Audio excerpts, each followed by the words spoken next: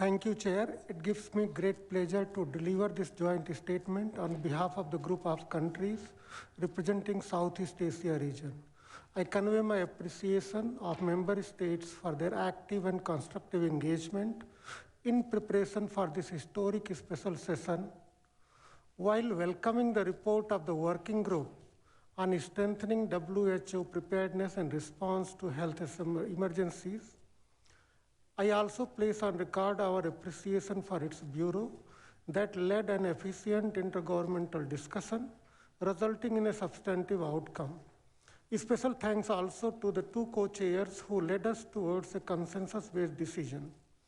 Southeast Asia Group support the decision to negotiate a WHO convention, agreement, or other international instrument on pandemic prevention, preparedness, and response, with a view to adoption under Article 19 or under other provisions of the WHO Constitution, as may be deemed appropriate by the intergovernmental negotiating body. Chair, Southeast Asia reiterates that equity is of critical importance for global health. The biggest lesson that we all have learned from the pandemic is that the glaring inequity needs to be addressed as a top priority. As mandated by the 74th World Health Assembly, the working group has very clearly pointed out the severe inadequacy of the IHR and has inter alia highlighted the benefits of and the need to develop a new legally binding international instrument to address the gaps exposed by COVID-19. We must keep equity at the core of our deliberations when we discuss the substantive elements, as well as when we draft and negotiate the zero draft of a new international instrument. Such an instrument with a view to adoption under Article 19 or under other provisions of the WHO Constitution, as may be deemed appropriate by the intergovernmental negotiating body, should inter alia address the following. It should help to address barriers to development and distribution of medical countermeasures, as well as related issues such as research and development, intellectual property, technology transfer, and scaling of local and regional manufacturing capacities during emergencies. It should contribute to strengthening the international legal framework for pandemic prevention, preparedness, and response, while recognizing the different levels of development and capacities across WHO member states. The group strongly believes that the public health infrastructure in developing countries needs to be strengthened significantly. Governments and development partners' effort should therefore focus on building and strengthening national and subnational capacities on preparedness and response.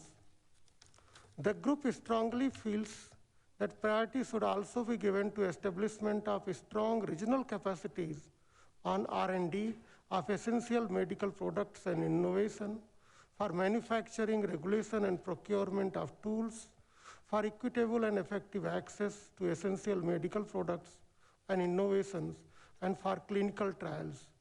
Chair, lastly, the group would like to reiterate our region's strong commitment to take the process forward in building back better, including through developing an international instrument with a view to adoption under Article 19 or under other provisions of the WHO Constitution, as may be deemed appropriate by the intergovernmental negotiating body, and to take all the essential steps to prevent a future pandemic, keeping in mind the principles of solidarity, inclusiveness, transparency, efficiency, and consensus, leaving no one behind. I thank you, Chair. Thank you very much. I now invite São Tomé and Príncipe to please take the floor, to be followed by Niger.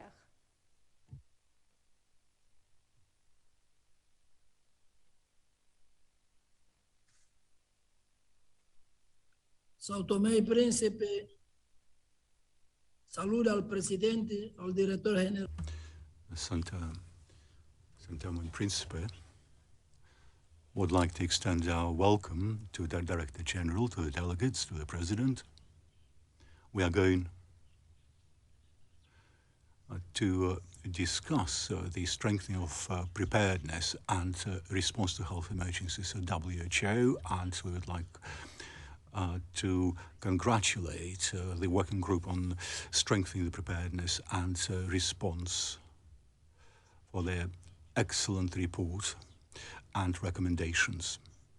The COVID-19 pandemic has highlighted vulnerabilities of all countries and has shown that no one country can go it alone in mastering the capacity to mount up a comprehensive response.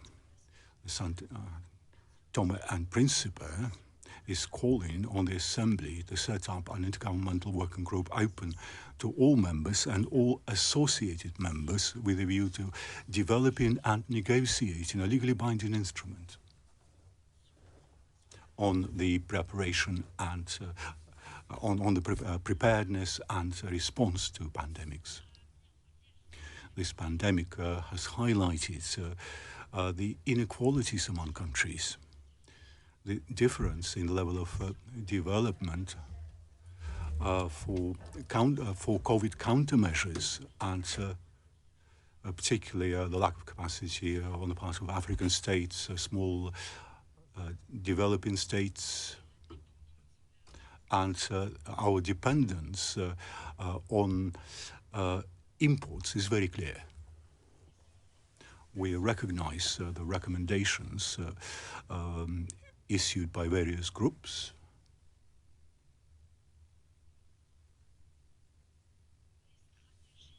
The collaborative strategies are absolutely crucial to ensure an equitable access to vaccines and knowledge sharing, as well as the transfer of technologies. We need to step up our solidarity in order to put in place the IHR requirements and to develop a legally binding instrument which would incorporate a code of conduct for all actors, and the conduct of media during a pandemic. We also need sustainable financing to organize a proper response, but also to set up durable, sustainable, robust, sustainable health systems so that countries are in a position to react quickly to health emergencies. We support the One Health approach, an integrated response to health emergencies, which would also take into account the environmental dimension, animal health at local, national, and regional and global level. And we support the statement of the African region, which was delivered by Botswana. Thank you very much. La parole, to be followed by Kazakhstan. So I'll give the floor now to Niger, followed by Kazakhstan. Thank you. Niger.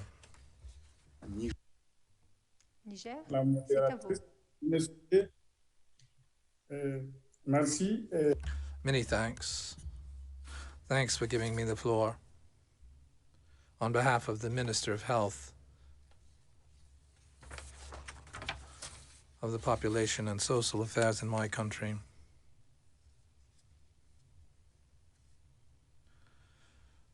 Madam President,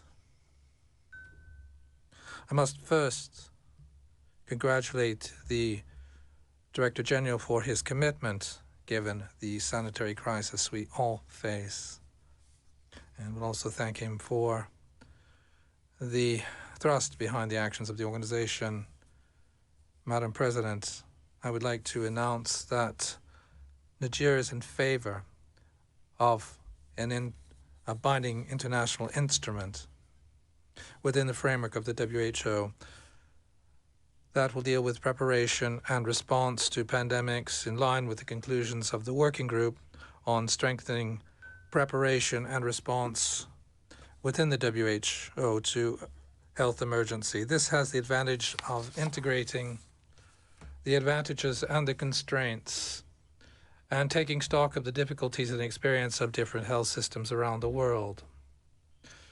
So, my delegation is in favor of a proposal aiming for putting in place an intergovernmental process responsible for the negotiation and drafting of such an instrument. Indeed, global pandemic COVID-19 trends are far from having been addressed, given the continuing emergence of ever newer variants and their rapid expansion throughout the world. And the difference here from other pandemics we've seen so far are the social economic consequences of COVID-19, which are themselves difficult to master at the scale of humanity. In Niger, we've entered into our third wave, which unfortunately appears to be even more deadly than prior waves. Right at the time when we were hoping for some economic growth. In this context, given the double need to stop the pandemic and to prepare for other health emergencies in the future, our political commitment is strong. We think that the instrument that we're talking about should be aimed not only at the preparation, but also at the prevention and the control of infections, as well as the efficient addressing of cases as they come up. Well, better mutualization of efforts and strengthening of structures and international corporations on health. For my country, this framework would be appropriate to share its experiences and practices with other states and learn from those states' practices and experiences as well. The strengthening of the role of the WHO in the field of health and in dealing with the issues of financing health and access to knowledge and medical technologies are also important aspects that one should take into account to help the world in a more coherent and way so that it is more resilient and thus reduce the gap between the developed and the developing world in terms of the performance of their health systems. Vaccination is just one of the essential pillars of the fight against COVID-19. We do hope that this assembly will lead to conclusions that will allow us to help the world to improve its health systems, make them more resilient, and also come up with a prevention plan and a treatment plan. For my part, and for my country's part, under the direction of Bazoum Mohamed, President of the Republic, head of the state, let me assure you of our determination to work with you, to work with all of the members of the international community, to make progress in a way to fight any pandemic that may come up. Merci beaucoup, Niger. Thank you, Najim. Now we'll be glad to hear from Kazakhstan, to be followed by Japan. Kazakhstan, the floor is yours.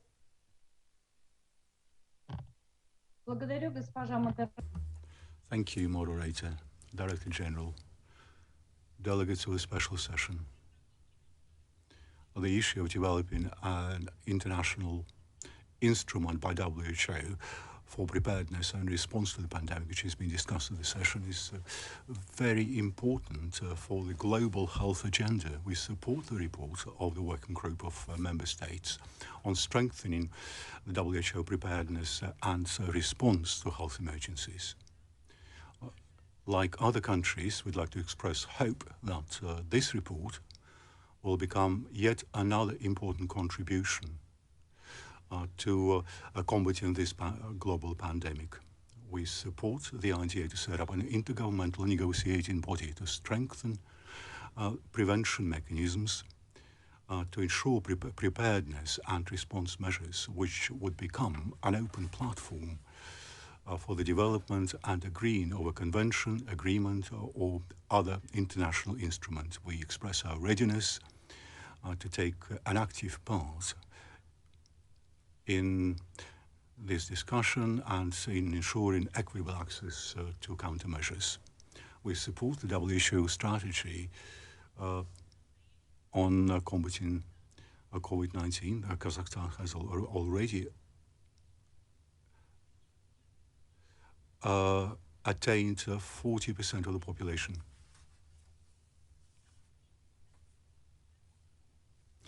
The interpreter apologizes, but the speaker isn't clear. The sound is bad. Kazakhstan has developed its own vaccine against COVID, which meets all the requirements for manufacture, storage, and transport. So it is safe to be delivered to other countries. WHO has called us for global solidarity in combating COVID. So we have acceded to COVAX and recently delivered main doses of vaccine to Kyrgyzstan, and we are now in negotiations with other countries to supply them with vaccines. So Kazakhstan has made its own contribution. We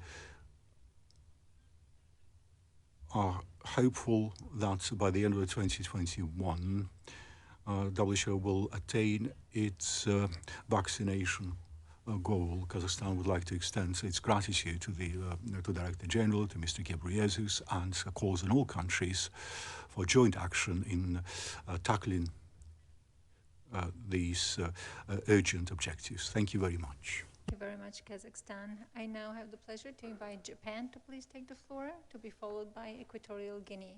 Japan, over to you.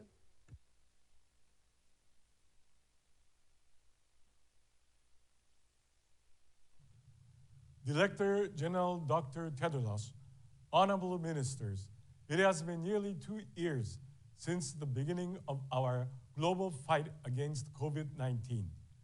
We appreciate Dr. Tedros and the WHO for their dedication during this most difficult time. In order to live with this virus, Japan has implemented new lifestyles to achieve a peaceful balance between effective infection control and healthy function of society. After the 74th World Health Assembly, Japan was honored to hold the Paralympic Games Tokyo 2020 and the 72nd session of the Regional Committee for the Western Pacific. The Tokyo Games proved to be a symbol of global unity among people around the world, and our appreciation goes to WHO for its advice on effective infection control. At the Regional Committee, led by our Regional Director, Dr. Takeshi Kasai, member states of the Western Pacific discussed key actions required to tackle COVID-19 in the region. Dear colleagues and friends, Japan is confident that in the spirit of hope, solidarity, and determination, the world can share moments of joy and inspiration. In this special session of the World Health Assembly, member states united to take a leap forward for better global prevention, preparedness, and response against future health emergencies. During the 3 days, Japan will highlight the importance of achieving universal health coverage as a high-level principle in the new instrument. It is fundamental for stronger health systems and equitable access to medical countermeasures under the principle of no one left behind. Through international coordination and collaboration, Japan remains committed to the global discussion on the 2 urgent processes to better prevent, prepare, and respond to pandemics. Firstly, a new instrument. Secondly, strengthening the international health regulations, including through implementation, compliance, and targeted amendments. Japan will work further with WHO and other member states to rebuild the global health architecture led by a stronger WHO. Thank you so much, Japan. I now invite Equatorial Guinea to please take the floor, to be followed by Iraq.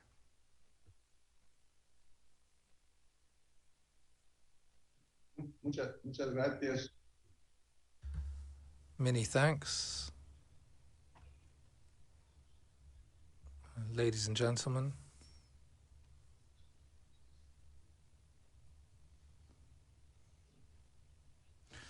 The current COVID pandemic continues to pose a challenge for health systems throughout the world. Given the systematic mutations of the virus, this makes it difficult to visualize the complexity, and this has led to sometimes a breakdown of health systems and unfortunately the death of many human beings. In the Republic of Equatorial Guinea, the behavior of the pandemic over time has seen 3 successive peaks or waves. Today, we've carried out 380 PCR tests. About 13,000 of them have been positive. The vaccination campaign is taking a positive turn. About 80,000 doses have been given out.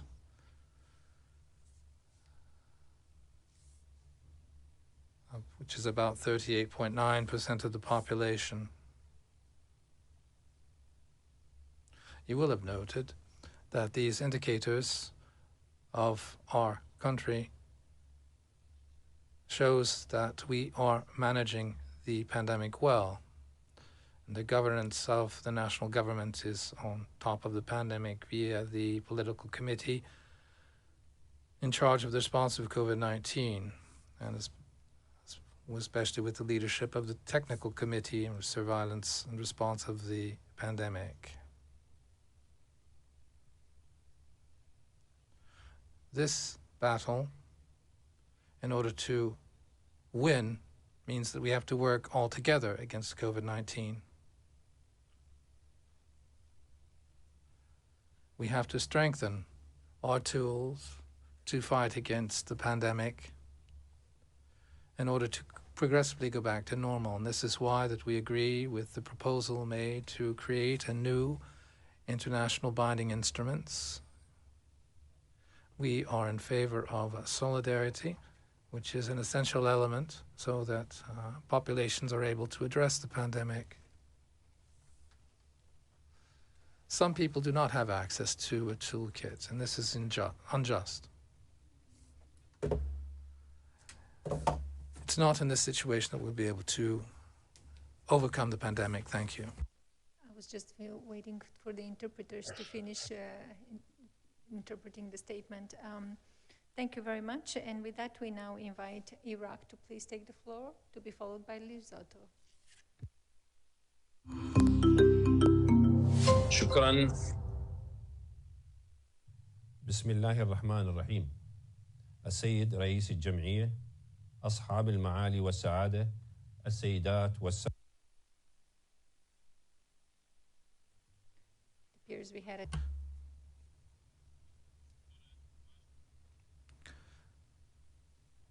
Director General, Madam Vice President, can you hear me now? Yes, we can hear you and see you. Please proceed. Thank you so much. Thank you. Thank you very much. I'll talk in Arabic. السيد المدير العام المحترم، أصحاب المعالي والسعادة. Mr. Director General, Madam Vice President,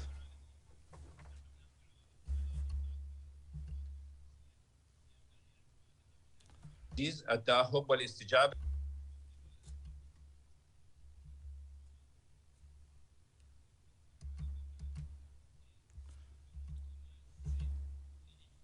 Apologies with the interpretation. The sound is probably not good, but we're going to do a check behind the scene and I will come back to you in a moment. هل تسمعوني جيدا الآن؟ هل تسمعوني جيدا الآن؟ Can you hear me now? I have thumbs up. شكرا جزيلا. Thank you. شكرا. Many thanks. Many thanks and apologies for this small technical issue. So the first thing we have to do is to modify the IRH, the international health regulations, make some amendments, and these amendments should concentrate on strengthening national capacities and strengthening commitment behind the international health regulations. The amendments should cover,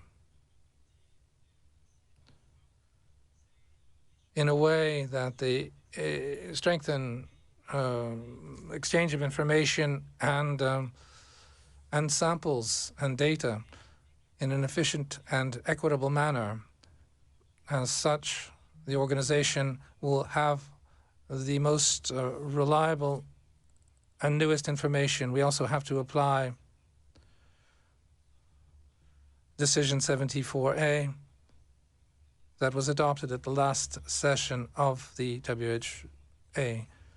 Among these recommendations, all of them that has to deal with governments and reinforcing the expertise of the WHO strengthens the work of our organization and the capacities of each member country.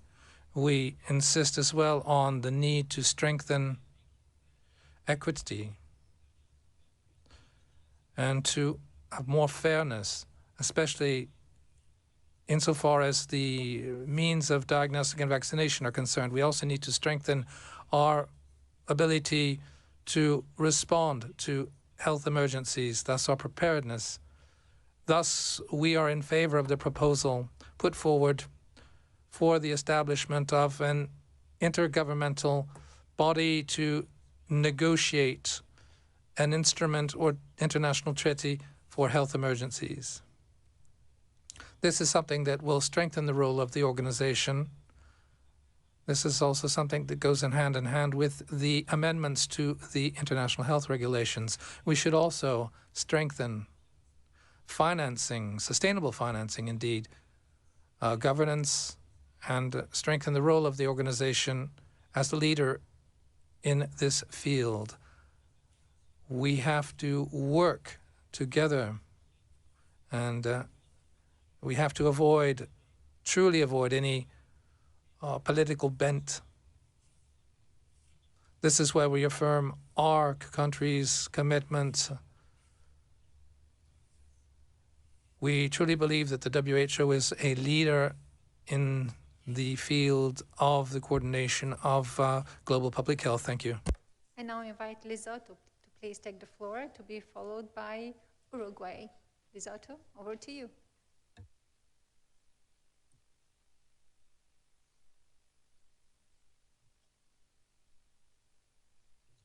Thank you, Madam Moderator. It seems that we are facing technical challenges from Capital to connect to the meeting. And as this, we are humbly asking for your indulgence and that of the Assembly to register our intervention as soon as we are able to solve the problem. And I believe that when we are ready, we will use the hand-raising function. I thank you. Certainly understood and well noted, no problem at all. We'll proceed now with Uruguay, please, to be followed by Saudi Arabia. Uruguay, the floor is yours. Señor Director General, Mr. Director General. Ladies and gentlemen, it's for me an honor before such eminent participants at this special session of the WHA. It's for us an opportunity to take part in these meetings. This allows us to take part in precious discussions, which, without ado, will be beneficial for the global population. The period that we're going through is fraught with challenges. It's been 2 years now that we've seen transformations at the national and international levels that are unprecedented. This has put our health systems, made our health systems face new challenges and highlight the problems in our national capacities. Let me highlight the need to concentrate our efforts in the response to the issues raised by the COVID-19 pandemic. We've had to overcome several challenges, namely with regard to the production and distribution of vaccines, but also the availability of medicines, oxygens, and other things. And we've been able to do this thanks to international cooperation. Indeed, there are a lot of challenges that remain before the international health community, and thus we must continue to look for joint solutions, and more than ever we have to think about the after, the post-pandemic. This is why we think that we need to strengthen the international health architecture and the leadership and the efficiency of the World Health Organization. For this reason, we think that the current debates that have been raised here within the organization are more than pertinent. These debates cover the international instruments that we have and look at the challenges and responses that we have now, in particular with regard to measures to avoid the international propagation of infectious diseases. This will allow us to protect our populations against the propagation of disease and to control it, and will also allow us to provide a response to a public health response that's proportional, taking into account at the same time of international health risks. We are available to work and to cooperate, to look for satisfactory solutions for everyone. These should include different points of views. We, above all, have to think about equity to reduce dissymmetries that we've seen within the framework of the current response to the pandemic. These inequalities are prejudicial to all of us. We believe that,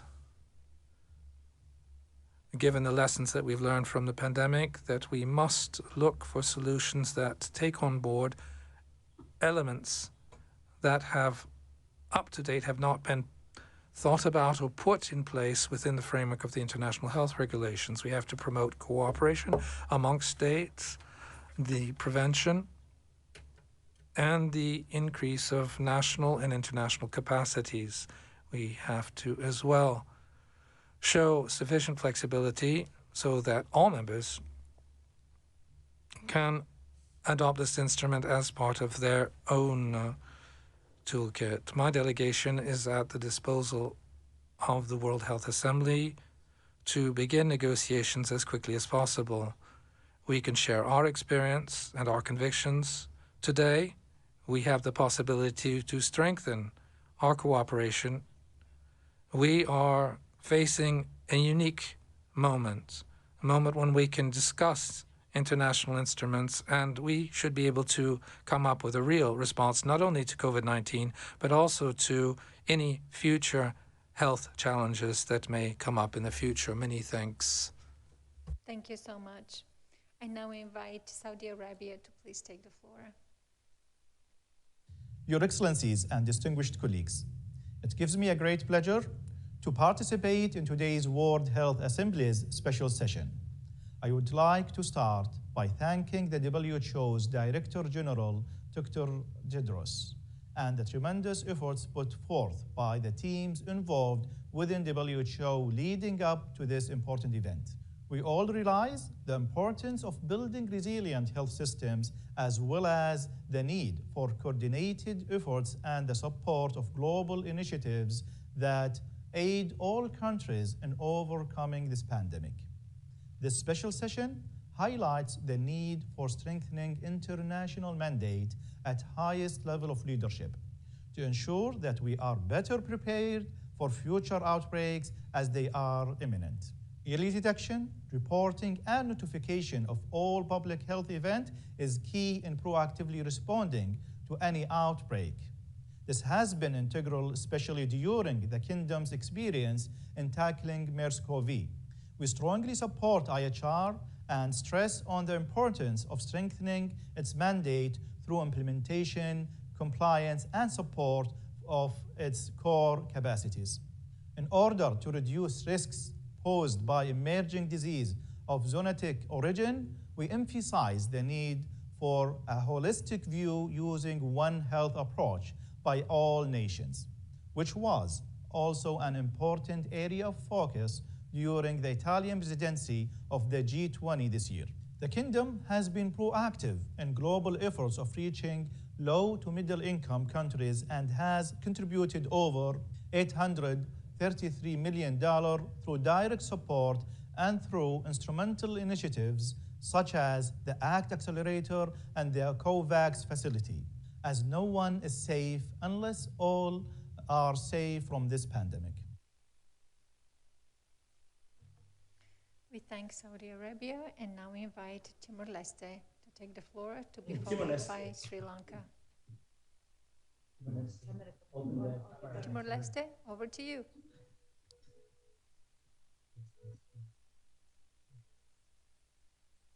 Chairperson, Director General Dr. Tedros, Excellencies, Honorable Delegates, ladies and gentlemen. Timor-Leste delegation present compliment from the government and people of Timor-Leste to the special session of 74th World Health Assembly to consider developing a WHO convention, agreement, or other international instrument on pandemic preparedness and response. Timor-Leste appreciated the leadership role of WHO Secretariat in fighting against the COVID-19 pandemic globally at the country level and the effort in organizing the special session of WHO toward a legal binding instrument for pandemic preparedness and response for the future. The International Health Regulation, IHR 2005, is a powerful instrument for preventing, detecting, and containing the spread of communicable disease across the border. It plays a positive role in fighting against the COVID-19 pandemic. However, there are obvious gaps and limitations as we can see. Member States and WHO Secretariat need to develop a treaty or instrument that will be able to deal with border issue of pandemic preparedness and response. First of all, this instrument must be able to unite all member states under umbrella of solidarity and equity. The COVID-19 tells us countries should help and share each other if we don't want to fail ourselves. Indeed, Timor-Leste cannot survive this flood without the support from the international community. Secondly, this instrument should strengthen coordination at global, regional, and country level, collaboration and cooperation among different sectors using the One Health approach. Thirdly, a resilient health system is a center of pandemic preparedness and response. We need to build up and enhance our health workforce, infrastructure, ensure capacity of the health system. Particularly Timor-Leste welcome the initiative to develop a treaty for pandemic preparedness and response and look forward to participating actively in negotiating of the treaty. Last but not the least, we recognize the central and leading role of WHO in global health. Member state and international community should provide adequate and sustainable financing to organizing and to ensure its. I thank you. And I thank you in return. And now we invite Sri Lanka to please take the floor to be followed by the Republic of Moldova. Sri Lanka, the floor is yours. Honorable President, distinguished excellencies, distinguished delegates, we extend our gratitude to the WHO for initiating a timely and much needed discussion on further strengthening the global preparedness and response activities for disasters, including pandemics in the future. I fully endorse the ROV read by Indian colleague on behalf of the Southeast Asia at this moment. Sri Lanka also acknowledge and appreciate the effort and the hard work put by the co-chairs, the bureaus, and the representative of the member states in the member state working group on strengthening WHO preparedness and response to the health emergencies over the last months. COVID-19 pandemic is a protracted disaster that has led to a global economic crisis to which the lower and the middle income countries, including Sri Lanka, have suffered. Therefore, the magnitude of a disaster created by COVID-19 pandemic by far and large has made us reflect on the overall support extended to the member state for its response. It is understood that the current pandemic affected almost all the countries at the same time, resulting in a high demand for the requirement of hospital facilities, medical equipment, treatment, and testing facilities and vaccines, despite the public health and social measures that were implemented within the countries. The picture in Sri Lanka is also the same. However, this increased demand due to the pandemic had to be addressed over the extended period, compromising our economy, following which the livelihoods of our people were adversely impacted. We extend our gratitude to the WHO for taking measures to provide equitable access to COVID-19 logistic treatments and vaccines. Although many countries, including Sri Lanka, had hoped for improved equitable access to these commodities through COVAX facility, however, this objective was not fulfilled as expected due to several challenges. Thus, as we have already voiced during the working group meetings, it is important to address the issues of equity in distribution of supplies via a better organized and coordinated mechanism within the UN system during the future disasters. In addition, we would like to emphasize the importance of timely knowledge and technology sharing in the context of preparedness and response to disasters, including pandemics in the future. This will minimize digital divide, which may future contribute to adverse health, education, and social outcomes of the country. Also, it is important to further strengthen the health system, including infrastructure and human resources, so that they are effectively prepared and are resilient to disasters. A special emphasis should be given to address the systemic effects following the disaster, especially the impact on strengthening primary health care and provision of universal health coverage, which in fact were adversely affected during the current pandemic. International health regulation is currently legally binding instruments to address the preparedness of public health emergencies of international concerns. However, there is room for further improvement. Sri Lanka, therefore, wishes to reiterate and re-emphasize that we wish to support the WHO in any future endeavors that would address our aforementioned concerns, which would improve the globally to combat future disasters, including the pandemics, better. Thank you. Thank you so much. And now I give the floor to the Republic of Moldova, to be followed by Montenegro. Republic of Moldova, the floor is yours.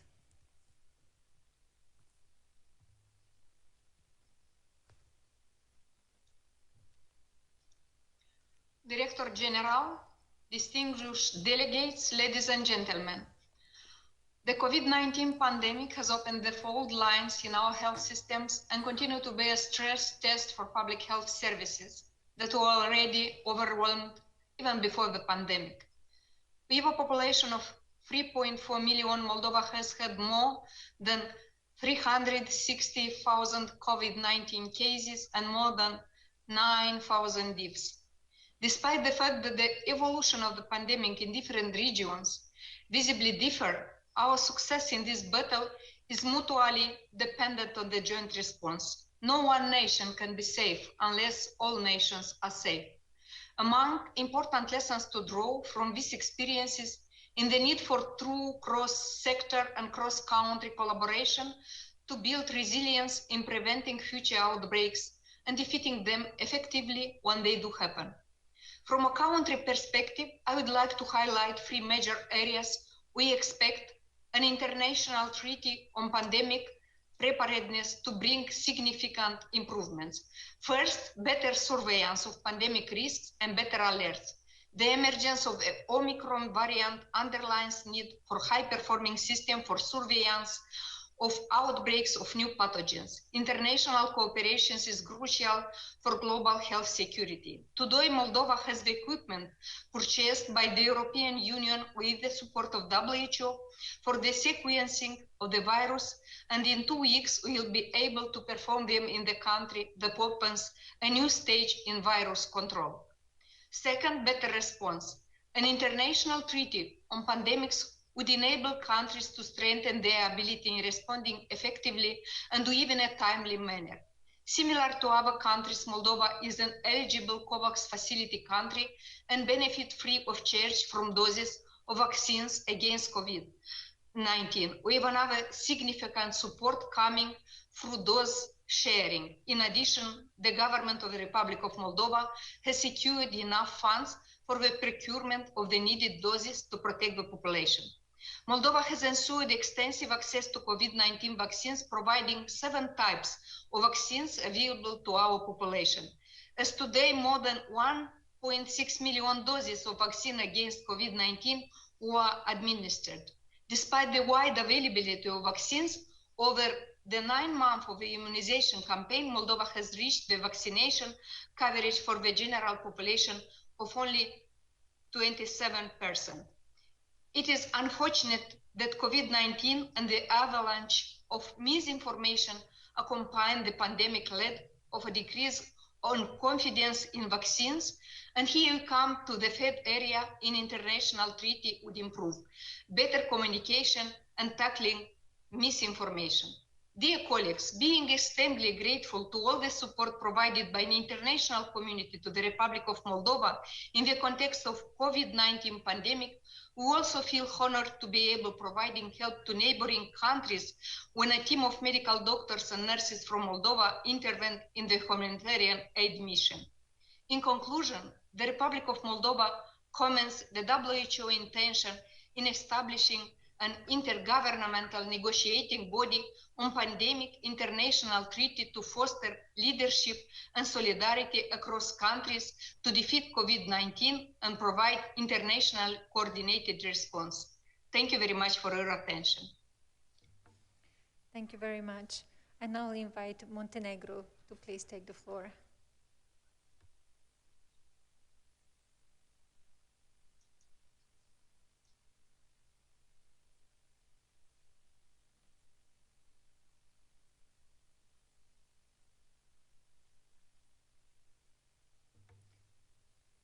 Montenegro, can you hear us? We cannot hear you here in the room. Yes, perfect. Please proceed. Okay. Do you hear me now? Yes. Madam Chairperson, Director General, Excellencies, dear colleagues, I have the honor and privilege to address the special session of the World Health Assembly. We view this session as unique, historical, and a milestone in many respects. This requires the urgency of the situation, calling on all of us to make bold decisions and act decisively to close the gaps and deficiencies that still make us extremely vulnerable to highly transmissible variants of virus that continue to evolve rapidly. Montenegro aligned with the EU statement. As a member of the Group of Friends of the Treaty on Pandemic Preparedness and Response, Montenegro also aligned with the joint statement, and let me therefore highlight some of the pertinent points. We greatly welcome the consensus reached for the adoption of the draft landmark decision to strengthen pandemic prevention, preparedness, and response.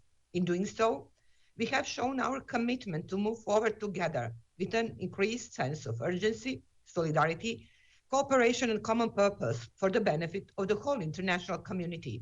This is vigorously solidified by the fact that the vast majority of member states have co-sponsors the decision, including Montenegro. Montenegro shares views that a new legal instrument under Article 19 of WHO Constitution has the potential to best address the blatant inequities in pandemic response and the shortcomings of the current legal framework. Also, several key aspects of health emergency preparedness and response, such as early development and equitable access to and distribution of pandemic countermeasures, data and sample sharing, a One Health approach, to name a few. Madam Chair, almost 2 years have passed, and the end of the COVID-19 pandemic is not in sight. Conversely, infection rates are on the rise, and the new variants presents a continuous and growing risk. The widely embraced paradigm, known as safe until everyone is safe, has not yet been translated into action. The COVID-19 crisis has swept across the globe without sparing anyone. Still, different societies are affected to varying degrees. The most vulnerable are hit the hardest. All this solidifies the need for a comprehensive and coherent approach to strengthen the global health architecture with adequately equipped, empowered, and sustainably funded WHO at the center. On this note, we echo the call to seize this opportunity to advance the multilateral commitment towards building a system that provides for a rapid, joint, effective, and equitable global response to future health crises with pandemic potential. I thank you. Thank you very much, Montenegro. Madam Vice President, I understand that you would like to take the floor. Thank you, Secretariat. Dear delegates, as the second session started later today, I would like to propose that we continue today until 5:30. Furthermore, as delegates may recall, it was agreed in the beginning of the meeting that we would provide the opportunity for observers, United Nations organizations, and other intergovernmental organizations to take the floor. I would like to propose that we turn to these statements at 5 o'clock. Are there any objections to proceed in this way? I see no objections. Thank you. Thank you, Secretariat. You have the floor again. Thank you very much, Madam Vice President. We now proceed with the statements, and I invite Nepal to please take the floor, to be followed by Andorra. Nepal, the floor is yours. Thank you, Moderator. Honorable Chair, Director General of the WHO, Excellencies, distinguished delegates, Namaskar. On behalf of the Government of Nepal, I would like to express my sincere thanks to the Director General of the WHO for his dynamic leadership to this organization during such a tough time, while also ensuring all other global health services on track. Allow me to express my deepest condolences to all the lives we have lost to the deadliest pandemic. I take this opportunity to recognize selfless efforts of frontline health workers, health professionals, and support personnel for their relentless work to save lives amid this humanitarian crisis of the century. My sincere thanks also goes to the scientific community and institution for the tireless effort in developing many life-saving measures and devices to ensure better services for people and continue their socio-economic activities. Excellencies, while many countries are working on improving their legal and administrative measures at the national and subnational levels, we also realize that more robust legal frameworks at the global and regional levels would help us better respond to public health emergencies and save lives. During this pandemic response, we learned that the current international health regulation provisions have numerous gaps. These insights must help us in responding to future emergencies. We need a better prepared world and health systems with better legal and policy frameworks, along with better tools and technologies. We must expand our health coverage and access while also protecting our citizens from financial risk. Avoid being derailed from our path towards universal health coverage at a time when the coronavirus is continuously mutating. This necessitates strong political commitment, increased strategic investment in the health sector, and prudent resource allocation. We have also realized that equitable access to new tools and technologies, including diagnostics, vaccines, drugs, and other life-saving measures, is essential. The current IHR does not address this important issue of equity. Excellencies, Nepal firmly believes that global legal and policy frameworks are vital to promoting collective responses to public health emergencies, fairer access to the tools and technologies, and data sharing and transparency. Nepal supports the proposal to develop a pandemic treaty or convention. We think that the Global Framework Convention will provide us with a framework, strategies, and approaches for addressing future pandemics. However, the IHR and subsequent protocols can provide greater guidance on how to put such arrangements into action. Nepal recommends that such a treaty or convention focus on a measure to prevent pandemics that are not covered by IHR. Likewise, it should also provide clear guiding principles and frameworks for pandemic preparedness and response effort by integrating health systems, strengthening effort to make them more resilient for future emergencies. The framework should also ensure fairer and equitable access to tools and technologies, as well as promote multi-sectoral collaboration for better measures and mechanisms under One Health approach. I wish to conclude, Excellencies, by assuring Nepal's constructive contribution in this deliberation. Thank you. Thank you very much, Nepal. I now invite Andorra, please, to take the floor, to be followed by Malaysia. Andorra, the floor is yours. Monsieur le Directeur. Director General, Your Excellencies, ladies and gentlemen, this is a great honor to speak on behalf of the government of Andorra in order to share with you our hopes, our aspirations and our concern. This pandemic has highlighted our vulnerability in our capacity as individuals, nations and organizations, but it has also taught us numerous lessons that in working together we will be able to overcome this crisis and come out better and stronger. The vulnerabilities are at all levels. The pandemic has also given rise to a wide solidarity campaign to secure assistance and resources. During the 74th World Health Assembly, a working group was set up on the strengthening and the preparedness and response to health emergencies with the revision of the international health regulations and the drawing up of a new document. This group has concluded that the current situation is unacceptable for all and that we should work along the following two axes. First of all, to review the IHR and secondly, to achieve a consensus on this new instrument. We believe that we should focus on the aspects of response to preparedness and response to pandemics not covered by the RHA, which has been stressed by Garvey. This is the right forum to develop efficient mechanisms in order to combat future pandemics. Andorra is in favor of equity in access to vaccines, PPE and diagnostic tests. If this crisis has taught us anything, is that nobody is safe until everyone is safe, and that we cannot afford to leave anybody behind, large or small, rich or poor. The vaccination should help us to arrest the further spread of the pandemic through international cooperation, both multilateral and bilateral. Andorra is a small country taking part in the initiative of small states of the European region of the WHO, the special nature which needs to be taken into account when revising the IHR and developing a new instrument. Your Excellencies, we hope that we have a consensus and the broadest possible support with the One Health approach so that everybody attains the highest possible level of health. Permit me once again to reiterate our firm commitment to solidarity and multilateralism for a better future for the future generations. We hope that this special assembly is a success. Thank you, and I also thank you. Please take the floor to be followed by Romania. Malaysia, over to you.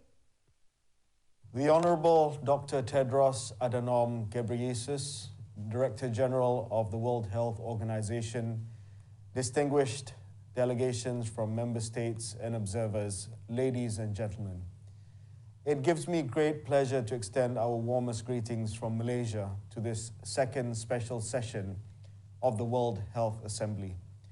Our discussion today will hopefully lead to an improved approach to pandemic preparedness and response based on lessons learned battling COVID-19. The experience over the past year and a half has shown us that the SARS-CoV-2 virus remains a clear and present threat to everyone around the globe so long as it continues to spread. This is evident with the emergence of a new heavily mutated variant detected and reported swiftly by South Africa. We know Omicron is probably more transmissible than Delta, but it is also still not clear whether Omicron causes more severe disease compared to infections from other variants. Battered by repeated lockdowns, governments are reluctant to impose harsh restrictions for a variant we still do not know enough about. The discovery of Omicron and what appears once again to be an uncoordinated global response underlines the urgent need for strengthening global preparedness and response to health emergencies. This special session is very timely, as we must not wait any longer to come up with a solution. Malaysia supports the call by the WHO Director General for an international agreement on pandemic response. But this agreement must not just be inclusive and accountable, it must also be equitable and transparent, especially when we have the tools to fight the pandemic, but they have not been distributed equitably. Malaysia is of the view that the proposed two-track approach, that is the targeted amendment of the international health regulations and the development of a potential WHO instrument and modalities of its negotiations, will promote the strengthening of health systems and the international preparedness for and response to future pandemics. While Malaysia acknowledges that the amendment of the international health regulations may lead to a complex and lengthy process, there should be a concerted effort to clarify the true legal and obligatory nature of the IHR. The compliance mechanisms under the IHR and the WHO Constitution should also be strengthened. We take note that there are at least 3 categories of new instruments under the WHO Constitution: a convention under Article 19, regulations under Article 21, and recommendations under Article 23.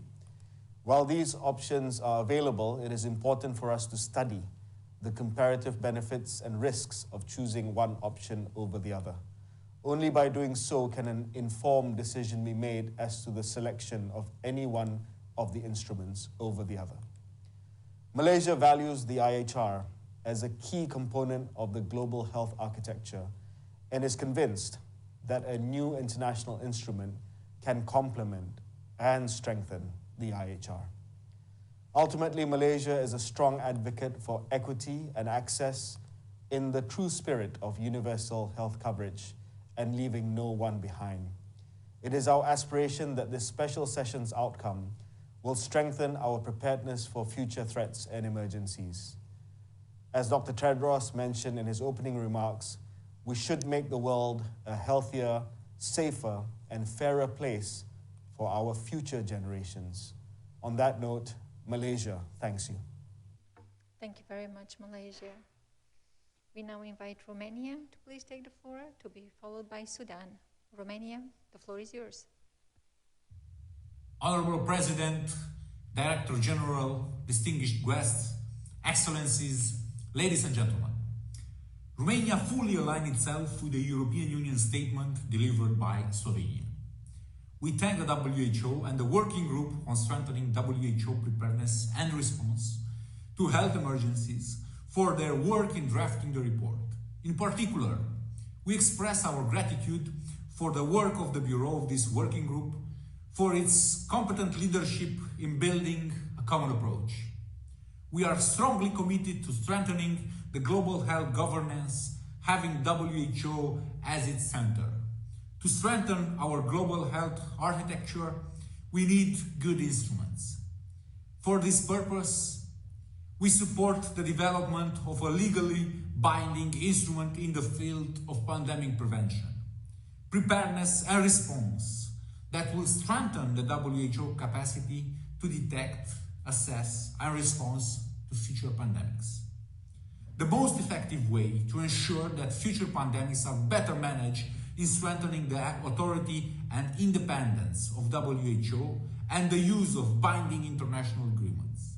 The COVID-19 pandemic must be the impulse for the international community to take the necessary steps in order to secure collective interests across the spectrum of pandemic preparedness and response, from preparedness capacity building to early warnings and follow-up obligation and fair access to response measurements.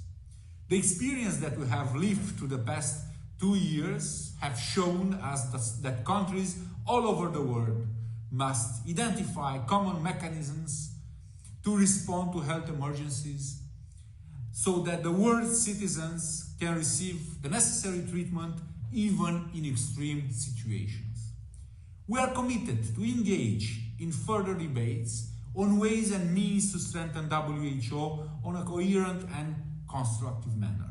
We also believe that only our collective actions at the global level will allow us, all member states of the United Nations, to combat the current and future pandemics. Thank you for your attention. Thank you so much, Romania. Now over to Sudan, please, to be followed by the Islamic Republic of Iran. Sudan, the floor is yours.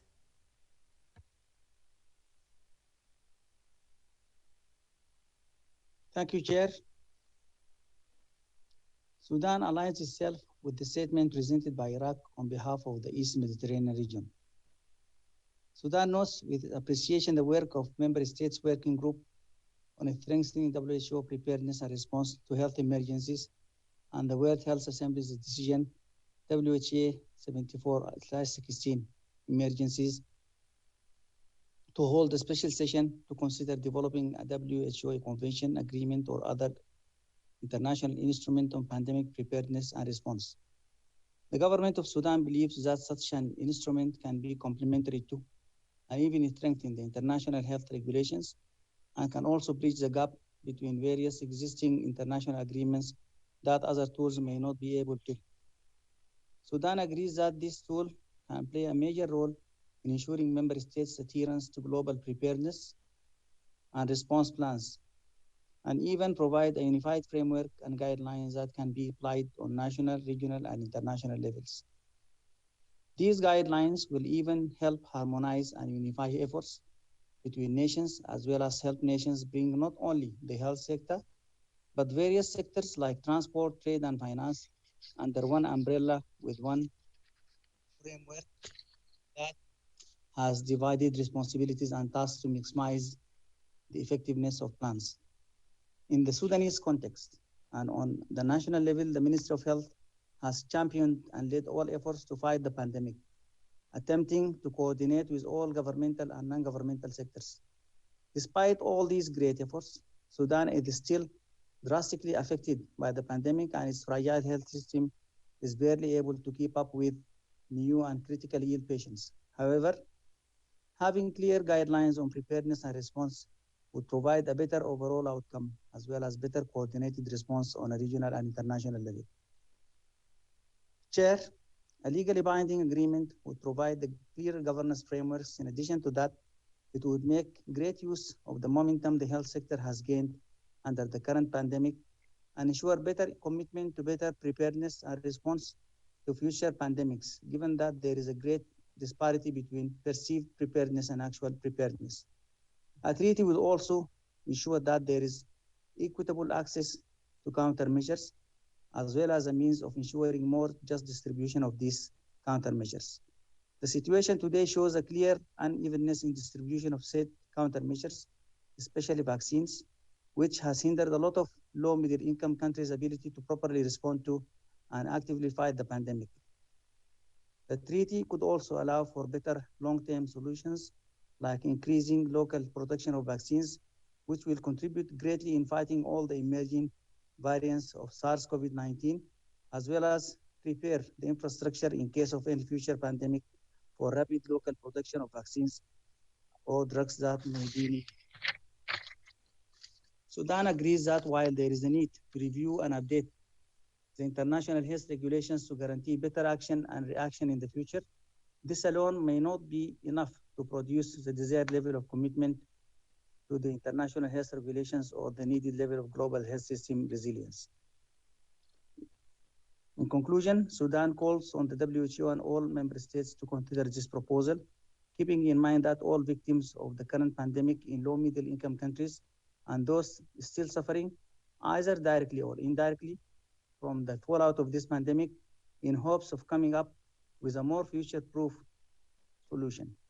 In the event of a decision being made on adopting a treaty as a way forward, Sudan also urges an inclusive approach in the drafting of the treaty and recommendations made by low middle-income countries to be taken into consideration as they have suffered the greatest from the current pandemic. I thank you. I thank Sudan and give the floor to the Islamic Republic of Iran, to be followed by India. Honorable Ministers, Director General of WHO, Excellencies, ladies and gentlemen, it's indeed a pleasure to address this august body at this critical juncture, when the global health community has gathered to evaluate its efforts in identifying the best way forward to strengthen preparedness and response capacities for health emergencies in the future. Over the past 2 years, COVID-19 pandemic has caused a great deal of catastrophic ailment and suffering for all people in the world, and the challenge still continues. The lesson learned from the enormous challenge posed by the recent pandemic is that the world cannot afford to remain idle until the next deadly pandemic strikes. We need to be prepared better and respond more efficiently and effectively in the face of future pandemics. Madam President, Iran strongly supports the fundamental role of WHO in global health security and emergency response initiatives, and believes that there is an urgent need to strengthen the organization in order to fulfill its constitutional mandate, including initiatives to consolidate its efforts vis-à-vis the future global health challenges. We reiterate our position that the IHR remains an essential existing tool in addressing global health emergencies. However, the IHR efficiency hinges over member states' capacity and commitment to its implementation. Multilateral cooperation to support IHR implementation, in particular through predictable and sustainable financial support at the national, regional, and global levels, is highly important. We further underline that the relationship between any new legal framework and the existing international IHR would need to be clearly articulated and defined. In our view, any new instrument should complement and not overlap or substitute the IHR. We are cognizant of different views and reflections that seek to unify member states towards a common global agenda for more resilient societies to further pandemics. In this regard, we stress the equal access to medical countermeasures and manufacturing capacities remains paramount for developing countries that sustain the disproportionate consequences of the COVID-19 pandemic. The current pandemic continues to show the challenges posed by the lack of access to COVID-19 tools and vaccines. This concern must be addressed in any foreseeable outcome of our collective endeavors. Finally, one of the most important considerations in developing a pandemic treaty is how to ensure a fair supply of medical countermeasures to all member states and a streamlined technology transfer to those developing countries which can potentially serve this bill. Therefore, the best decision should be made by focusing on this goal. A clear, consensus-based path forward towards our shared goal is what we should expect from this whole process. My delegation remains steadfast to engage constructively in the special session's deliberations. Thank you for your attention. Thank you very much. I now invite India to please take the floor, to be followed by IAT. India, over to you. Madam Chair, Director General Dr. Tedros, Excellencies and delegates, good afternoon to you all. Chair, I thank you for giving me the floor. India welcomes the report of the working group on strengthening WHO's preparedness and response to health emergencies and places on record our appreciation for the work of the Bureau. COVID-19 pandemic continues to pose a grave threat to global health and economy. We therefore urge the working group to continue its deliberations aimed at implementation of other key recommendations made by the three mechanisms, including amendments to international health regulations. India welcomes the consensus reached on the draft resolution containing the decision to establish an intergovernmental negotiating body and looks forward to working together with member states in order to achieve its goals. The next task before us is to carefully delineate draft elements of the future instrument, taking into account various proposals made by member states. We should prepare an exhaustive compilation of various elements proposed by member states, which would provide the negotiators a basis to build consensus. In doing so, we should also take into account the final report of the working group. India assures of its constructive engagement in preparation of the elements and during the negotiation of the instrument. India believes that equity is of critical importance for global health, and we must keep equity at the core of the new instrument. We should also address the barriers to development and distribution of medical countermeasures, including aspects related to intellectual property, technology transfer, and scaling up of local and regional manufacturing capacities during emergencies. India believes that public health infrastructure in developing countries is underdeveloped and requires international support. Our efforts should therefore focus on provision of technical and financial support for building capacities of the member states.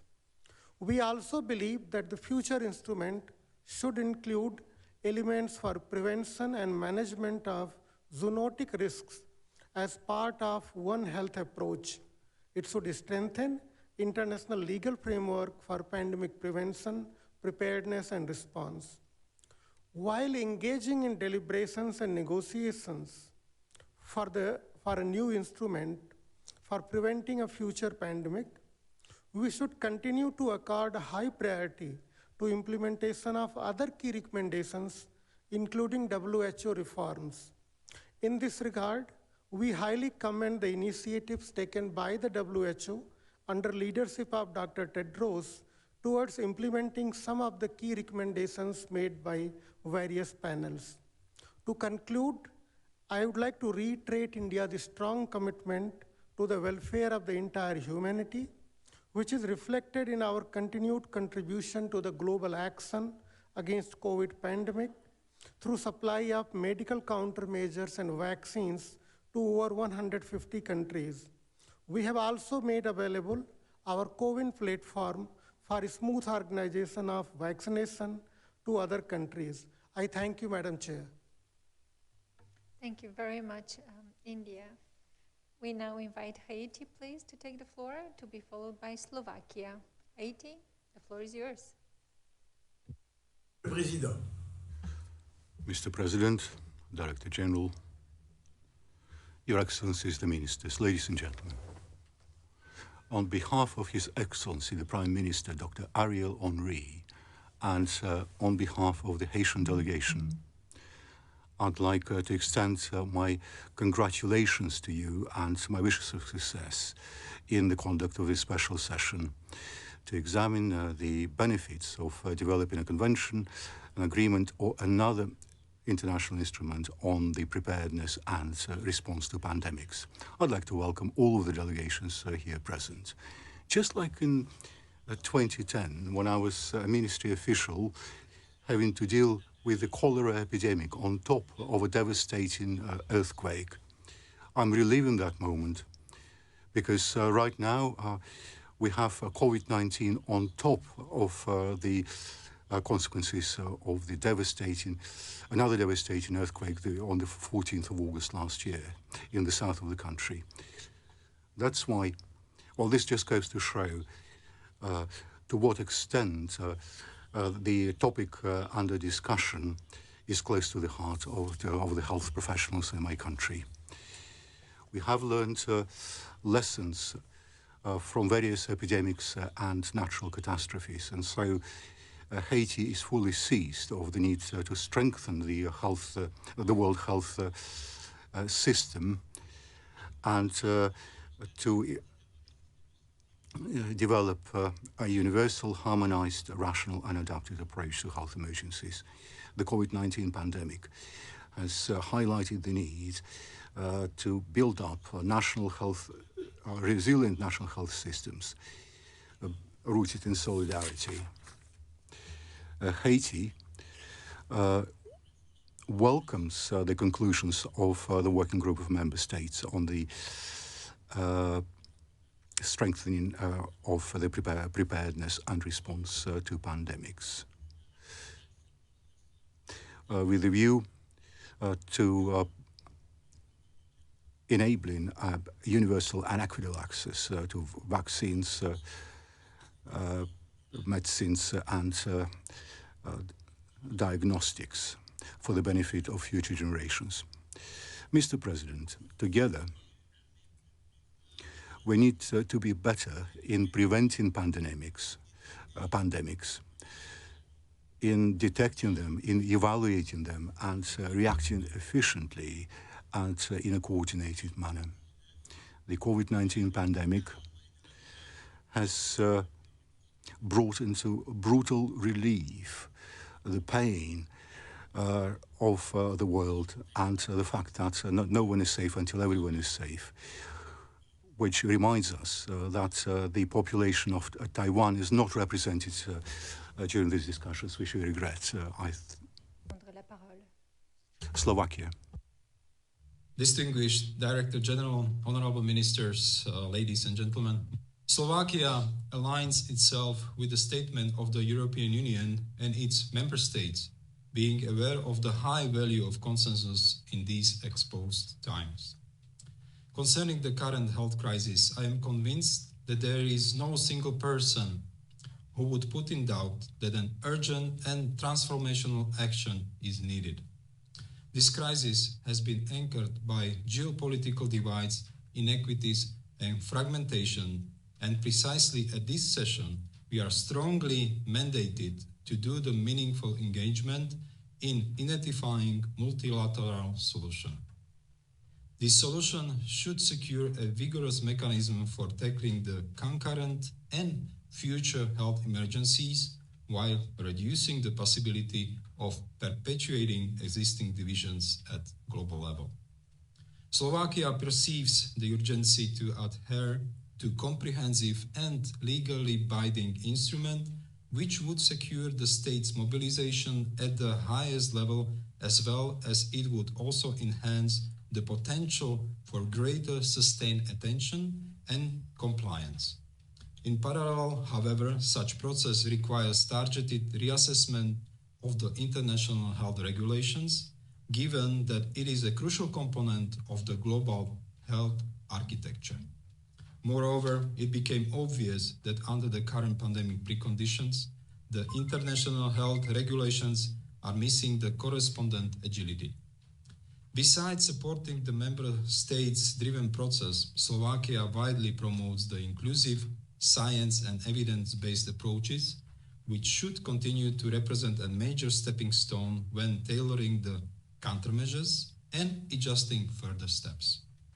In addition, the science-based approaches and coordinated actions are also inevitable when tackling misinformation and stigmatization, which severely undermine the public health.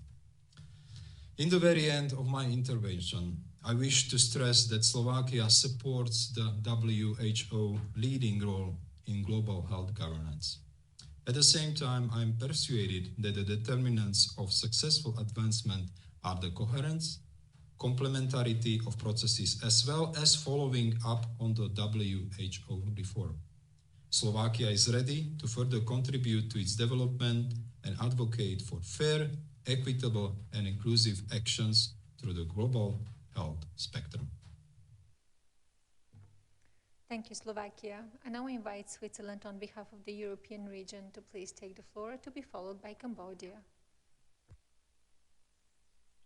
Mr. Chair, Director General, Switzerland has the honor to read out this statement on behalf of the WHO European region. We thank the co-chairs of the Working Group on Strengthening WHO Preparedness and Response to Health Emergencies Her Excellency Mr. Grata Enda Vedandias of Indonesia, and Mr. Colin McGiff of the United States of America, as well as the vice chairs and members of the Bureau in their capacity as representatives of their respective WHO regions. Dr. Malebogo Kebabione of Botswana, His Excellency Monsieur François Rivassou of France, Dr. Ala Alwan of Iraq, and Dr. Lynn James of Singapore for their tireless work over the last 6 months. We would also like to acknowledge the enormous effort of all member states who have been actively involved in the sessions of the working group and recognize the work of the co-chairs of the drafting group, Chile and Australia, and their important contribution to the result of the draft decision we have in front of us today. The member states of the European region support the draft decision in document SSA2/COM/1, revision 1. The World Together establishment of an intergovernmental negotiating body to strengthen pandemic prevention, preparedness, and response. The consensus reached on the process ahead is an important step towards globally strengthening prevention, preparedness, and response for health emergencies. As a region, we are committed to constructively engage in the discussions ahead. Thank you. Thank you very much. We now proceed by giving the floor to Cambodia, to be followed by Belize. Cambodia, over to you.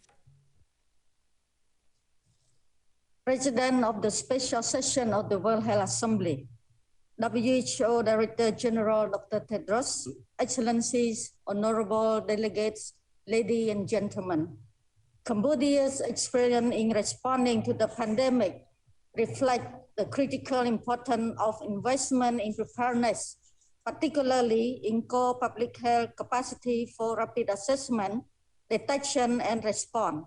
Cambodia's remarkable success in COVID-19 vaccination rollout as a result of strong and brilliant leadership of Samdech Akia Mahasana Padej Techo Hun Sen, Prime Minister of the Kingdom of Cambodia, under coordination and management of the Ad Hoc Committee for COVID-19 vaccination throughout the country, proactive engagement, commitment, as well as multilateral, bilateral, and private sector collaboration and community mobilization to build public trust on vaccine.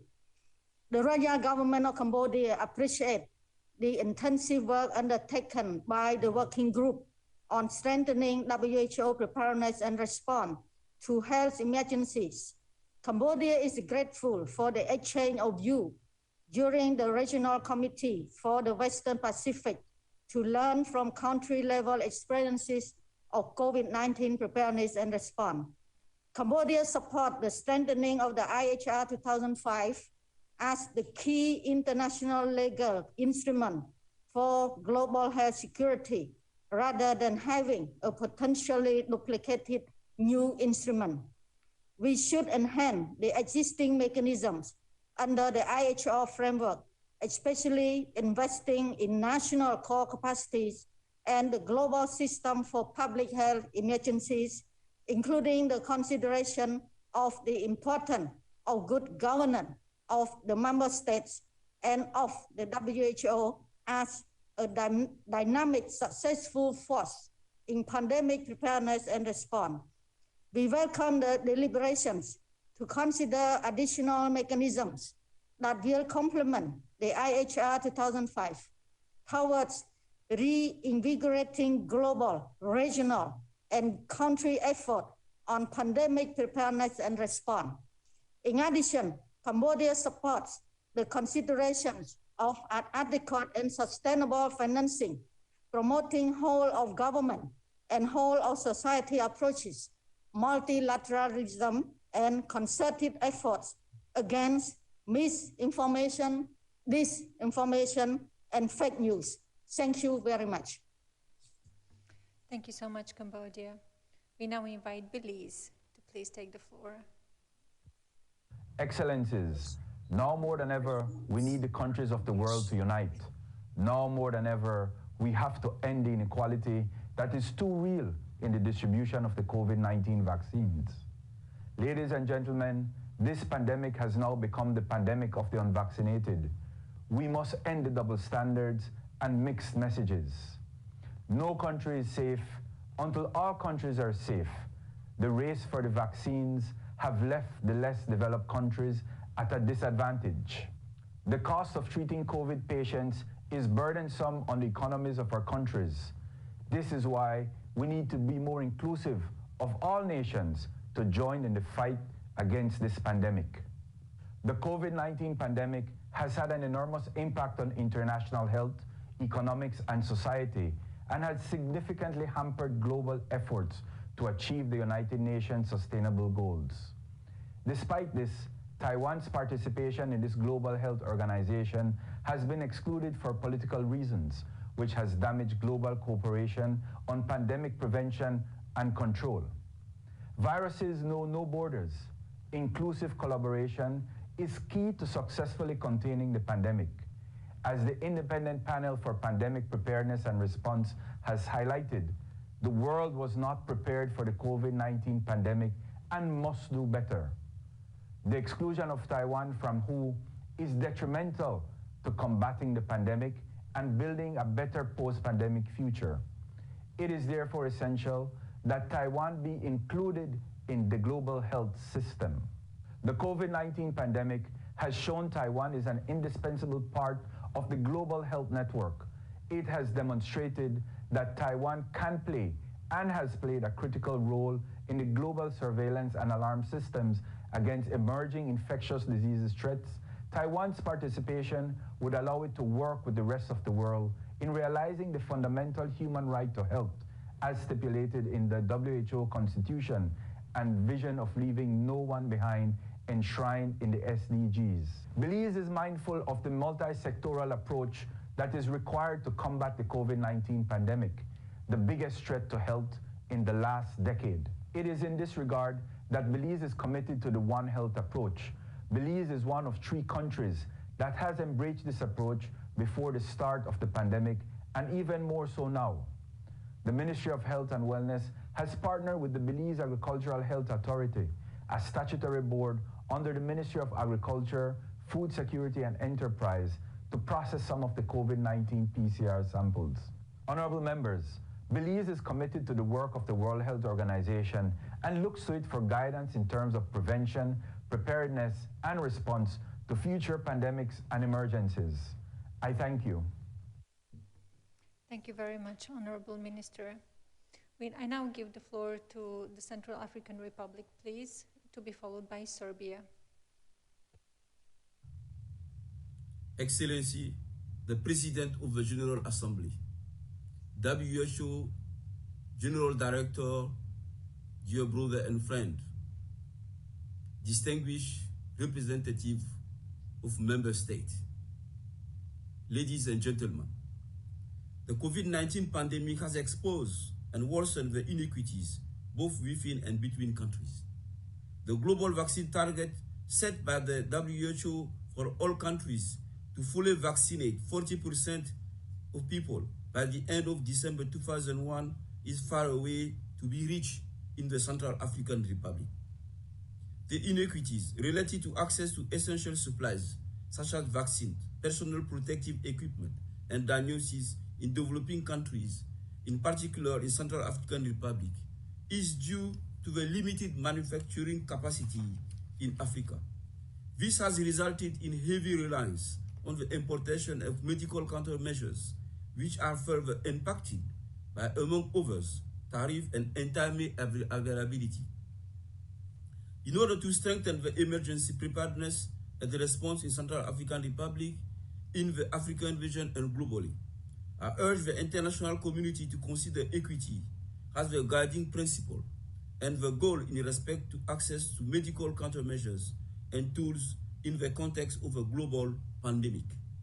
Collaborative measures are essential to enhance equitable access, including sharing of technology, know-how, through an established commitment by government to incentivize vaccine manufacturers in both the private and public sectors to share their technology with African counterparts. As the Minister of Health in Central African Republic, I share the view that the International Health Regulation 2005 remains the primary tool for guiding public health emergency preparedness and response, and therefore remains central in managing disease outbreaks at a national level and averting international spread. Based on the COVID-19 experience, member states have applied discriminatory policies in terms of international travel. Therefore, there is a need for a common standard in respect of international travel requirements. In the Central African Republic, there is an insufficient investment by national government, development partners, international financing institutions, and the private sector into the national preparedness and response capacity for disease outbreaks and other health emergencies. This situation has worsened by the hardship caused by decades of political and social instability due to a protracted security crisis, whereas the country has to respond to multiple outbreaks such as measles, rabies, monkeypox, and COVID-19. Indeed, effective global solidarity is vital for a country such as the Central African Republic, where 63% of population are living in humanitarian crisis. Every effort should be made to align and support the already existing health emergencies, financing structures, including those under the auspices of the WHO, and ensure that resources are channeled to structures with solidarity and equity as the guiding principles. Economy and political power should unite, not divide. The people and the government of the Central African Republic congratulate WHO and the member states for having adopted the UHPR at the 73rd World Assembly. The CAR is also honored to be the first pilot country in implementing this instrument. On behalf of the Central African Republic government, led by Mr. Henri Marie Dondra, Prime Minister, and the enlightened leadership of Professor Faustin Archange Touadéra, President of the Republic, Head of State, I thank the World Health Assembly for the constant technical and financial support in all areas of health, particularly in preparedness and response to public health emergencies. Thank you. Thank you, Honorable Minister. Now, Serbia, the floor is yours. Ladies and gentlemen, I would like to start by highlighting the absolute commitment of Republic of Serbia to WHO efforts to greater solidarity during this hard time. A legal document that WHO is drafting will improve our response to pandemic we are facing now and increase our preparedness to future health threats. Protecting our citizens from the virus and supporting the global efforts to contain its spread have been our main priorities. We have provided our healthcare professionals and institutions with personal protective equipment, ventilators, and oxygen needed for patients with the most severe condition. Republic of Serbia built and fully equipped 3 new COVID hospitals worth 260 million euros. They were built to make healthcare accessible to the whole population. These hospitals have more than 2,000 beds and more than 1,000 new employees, doctors and nurses. We all know that prevention is the best way to fight all diseases. Republic of Serbia paid 2 million euros for development of vaccines and more than 5 as contribution to the COVAX system, which we are members since 2020. We were among the first to purchase vaccines for all manufacturers, so our citizens have the opportunity to choose between 5. Serbia also donated some amount of vaccines to undeveloped countries of Asia and Africa, but has not forgot the region neither. We enabled vaccination of people from neighboring countries who did not have vaccines at that time. Republic of Serbia has been also purchasing medicines for treatment of COVID patients recognized by EMA. Our government has made a decision on multiple financial aid to all citizens, but also to companies to overcome the difficulties caused by the pandemic. Our president, Aleksandar Vučić, was the representative of one of 25 countries who were the first to support the initiative of the president of the European Council to work on a new pandemic treaty. This support has shown our dedication to this document, which will ensure exchange of information and coordination of measures in real time between all European countries, ensuring that everyone is prepared to contain the spread of the virus. The document to be drafted, recommended by the Working Group on Strengthening WHO Preparedness and Response to Health Emergencies, will show true political will to act collectively against global challenges posed by pandemics and beyond. The Republic of Serbia will actively participate in this process, which will strengthen adherence to public health measures and minimize the impact of social and economic disruptions on national health outcomes. The One Health approach advocated by the WHO would bring a new preventive dimension in confronting pandemics not covered by the existing international system. Thank you. I thank the Republic of Serbia and now give the floor to Oman, to be followed by Barbados. Your Excellency, dear Chair, Excellencies, dear colleagues, this special session of the World Health Assembly is a testament to our commitment as an international community to enhance global health governance. I would like to start by commending the Working Group on Preparedness and Response for its dedication and diligence not only in analyzing the status quo and addressing the possible options to move forward, but also in keeping the member states informed and involved throughout the process. We took note of the WGPR's report and we found its recommendation comprehensive and clear, and we agree with its provisions. While the international health regulations do require enhancement and review, a new international instrument under Article 19 of the WHO Constitution would complement international efforts towards more effective pandemic governance. Throughout this crisis, the WHO has demonstrated great leadership, and its position allowed countries to share best practices and lessons learned. An international convention or treaty would strengthen the WHO role to fit the needs of today's globalized world.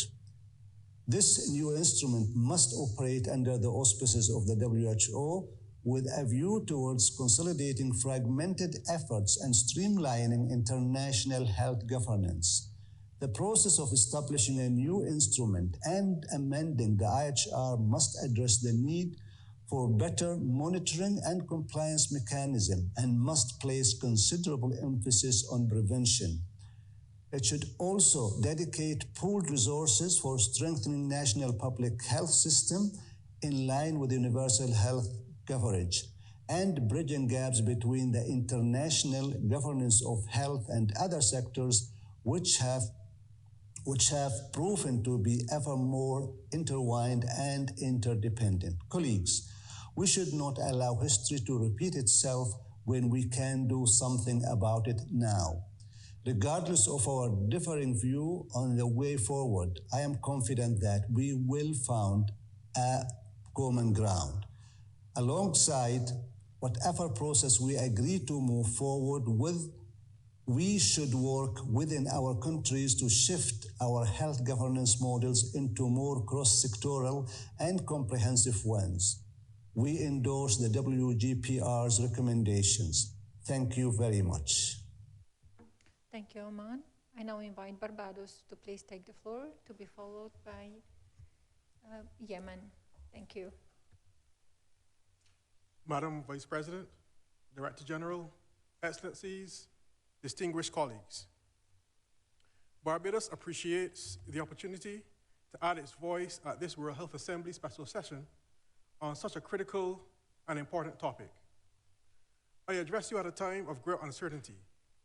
However, these circumstances also present us with opportunities to reflect. A key message coming from this special session is that we can have hope as we strive for clarity of thought, unity of direction, and strength of purpose.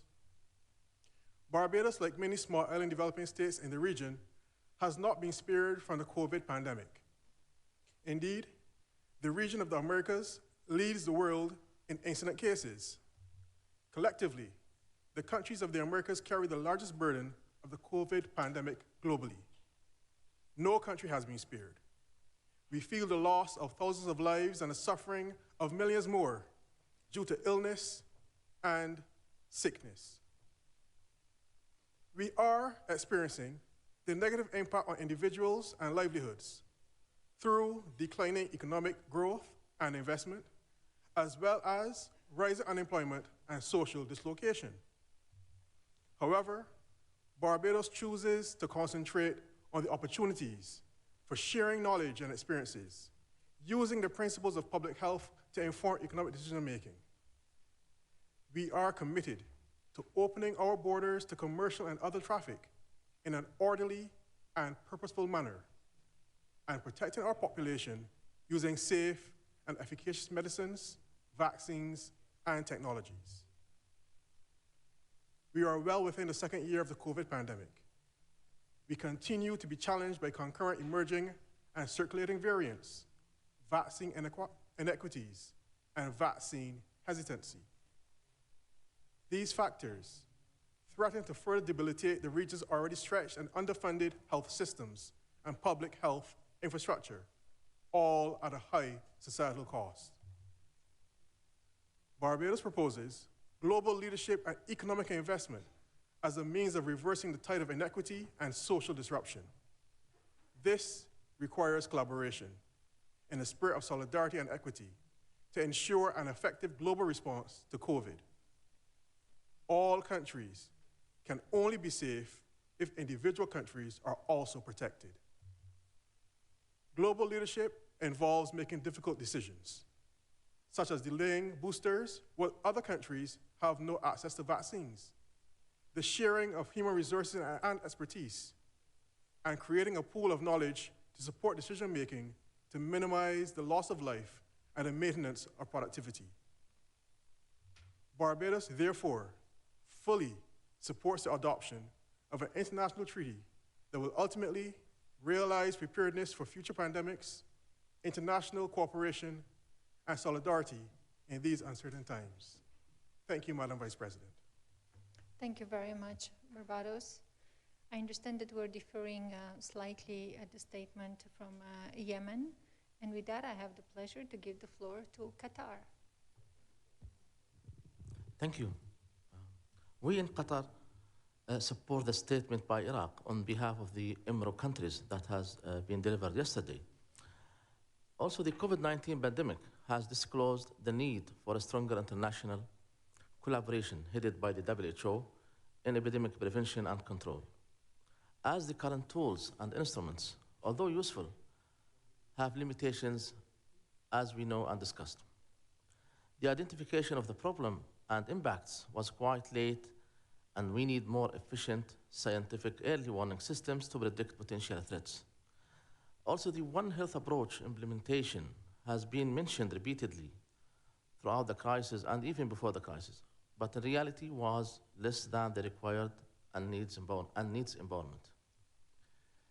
Information on early suspected cases and potential epidemic threats needs to be shared promptly and without hesitation, and to be properly done in a fair and methodological international evaluation should be also made possible. This should be transparent and carried out in a collaborative fashion, overcoming national concerns which may delay global response and control. The WHO should be in a position to play its role in a fully independent way with the necessary legal and sustainable financial and human resources. We need all to support that. And ladies and gentlemen, the pandemic showed how much we miss and what can be done and what should be done. The tremendous human and social and economical impact of the COVID-19 pandemic is unprecedented, and no country would respond efficiently to a similar crisis in the near future unless we work together. With all of this in mind, Qatar fully supports the establishment of an intergovernmental negotiating body in charge of developing a WHO convention or agreement or even international instruments on the pandemic preparedness and response. Thank you. Thank you very much. And now we invite Togo to please take the floor, to be followed by Nicaragua. Togo, the floor is yours.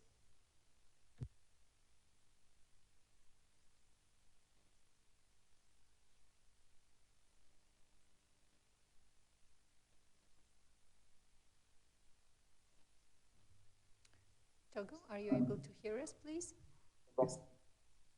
Oui, on vous entend. Yes, we can hear you. Thank you very much. Right, thank you. Mr. President, Director General of WHO, ladies and gentlemen, Togo supports the conclusions of the working group of member states on the strengthening of preparedness and response of WHO to health emergencies. It is absolutely clear that the COVID-19 pandemic has highlighted the gaps in the preparedness and response to the pandemic and the difficulties of ensuring equal access to health.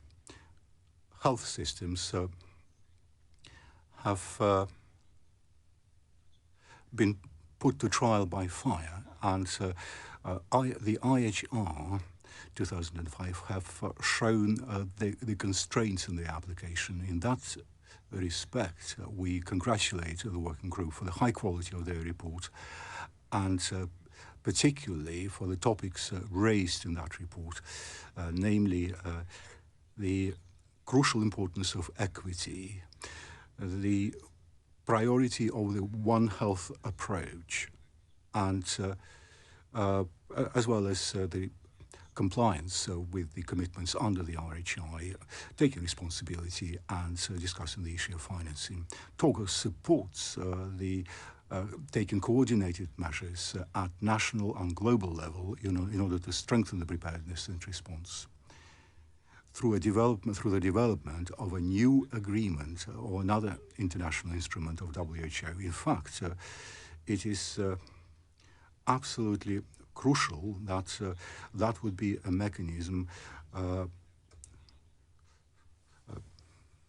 promoted at the highest possible political level, and an approach that would take on board all of the stakeholders, all of the social groups, with the possibility of upgrading and strengthening the primary role played by the WHO in coordinating actions of other countries. It's both a governing and coordinating role. Togo supports the statement of Botswana on behalf of the African region of WHO, which has opted for the development of a new instrument to strengthen the preparedness and response to pandemics, while stressing the crucial and growing importance of WHO in the World Health architecture. I thank you. We thank you too. The United Arab Emirates, please, to take the floor.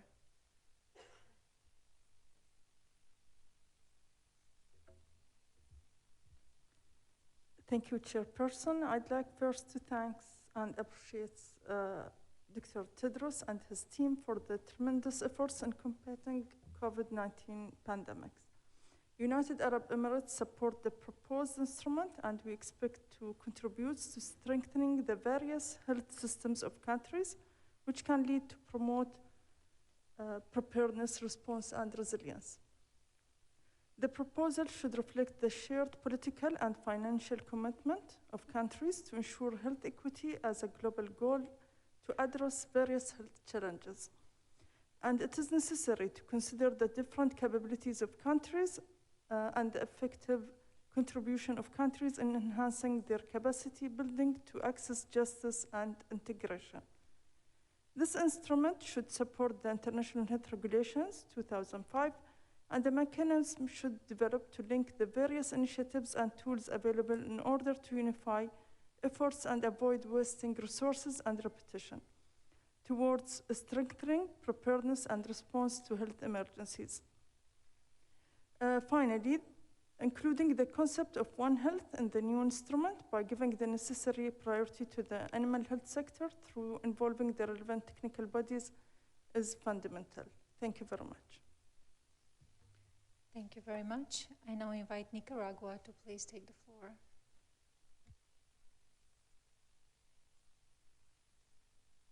Buenos días a todos. Good afternoon to you all. Mr. President, Your Excellencies, ladies and gentlemen, I welcome you on behalf of the people of Nicaragua and our reconciliation government. The COVID-19 pandemic has had a devastating impact on the lives of Nicaraguans and on the economic development of the country. The Nicaraguan government, led by Daniel Ortega, has put in place measures to alleviate the impact and vaccinate the population in order to tackle this pandemic in maintaining basic health care. While maintaining basic health care, efforts to combat the pandemic should be inclusive and non-discriminatory. We thank the countries that have displayed solidarity and have donated vaccines and PPE to Nicaragua. And that has helped us to have 63% coverage over the first dose and 46% by the second dose, with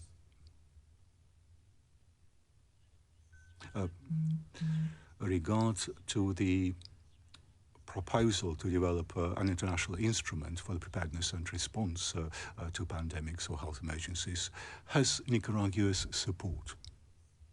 What we need to do is to strengthen the governance of the instrument.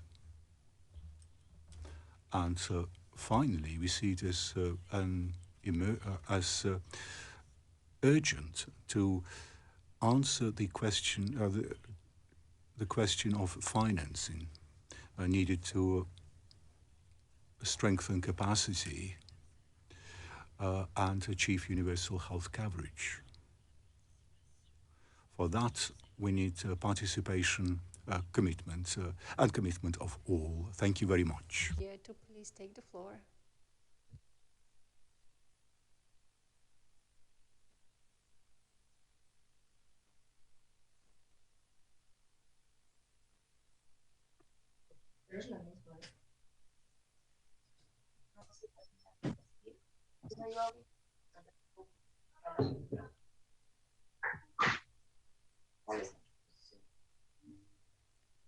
Bolivia, we are able to hear you.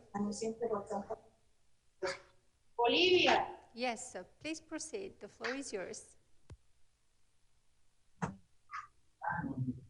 Mira, Bolivia. And we're looking forward to hearing from you, Bolivia. The floor is yours.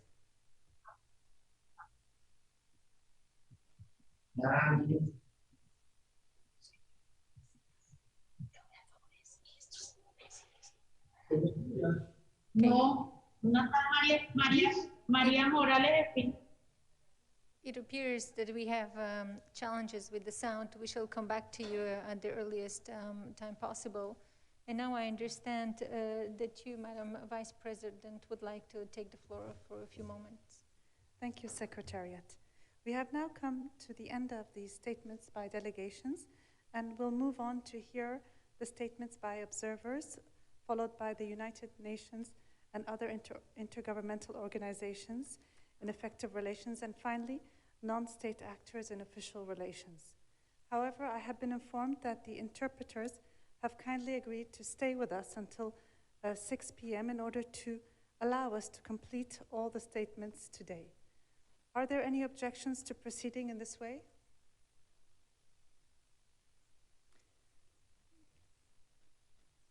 I see none.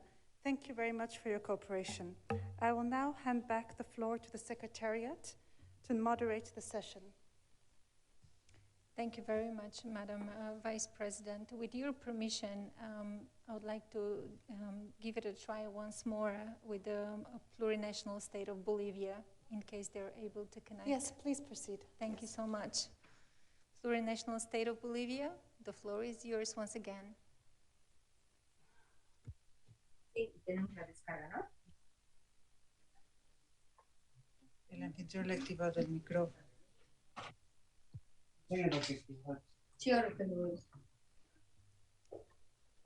Okay, it appears that we're having and come back to you later. Now I invite the Holy See, please, to take the floor, to be followed by Palestine. Thank you, Madam Chair, Madam Vice President, Director General. The decision of the 74th World Health Assembly to hold a special session on pandemic preparedness and response is a clear sign of the recognition by member states that global health emergencies cannot be addressed in a piecemeal fashion, but rather must encompass a coordinated response that involves the local, national, regional, and global levels. As members of one human family, the whole of society has the duty to respect the dignity of each and every person. In the context of the ongoing pandemic, this implies not only the responsibility of governments to adopt the necessary measures in conformity with the most reliable scientific data, but it also demands that each and every member of society act responsibly in order to protect one's health and that of others. Along these lines, Pope Francis has affirmed that receiving medically approved vaccinations is a concrete act of love towards our neighbor that contributes directly to the common good. The COVID-19 pandemic has clearly demonstrated how access to universal basic health care is a condition sine qua non for the integral development of all human persons. It has also provided evidence of the collective moral imperative for the international community to commit itself even further to ensure the provision and sharing of adequate resources, information, and technologies so as to achieve health for all, especially in places where distribution of countermeasures, including improved vaccines, therapeutics, and diagnostics have remained scarce, inequitable, and untimely, and where health systems are still weak. The decisions that will be taken at this special session of the World Health Assembly will have a decisive impact on how the international community responds to such urgent challenges. The Holy See considers that there would be a benefit to developing a new international instrument to complement the strengthening of existing instruments and mechanisms, only inasmuch as it has a strong focus on solidarity and support capacities, especially towards low and middle income countries. In this context, it seems appropriate to recall Pope Francis's inspiring words, "I am thinking of what comes after, of the future and of the social and economic consequences. The future has a memory. I ask you to prepare the future with science and imagination to rise above the challenge in front of us." Thank you, Madam Chair. Thank you very much. And now I give the floor to Palestine, please. شكرا سيدة نائبة الرئيس، معالي الوزراء، أصحاب السعادة، سيد المدير العام لمنظمة الصحة العالمية، سيدات وسادة. Director General of WHO, ladies and gentlemen.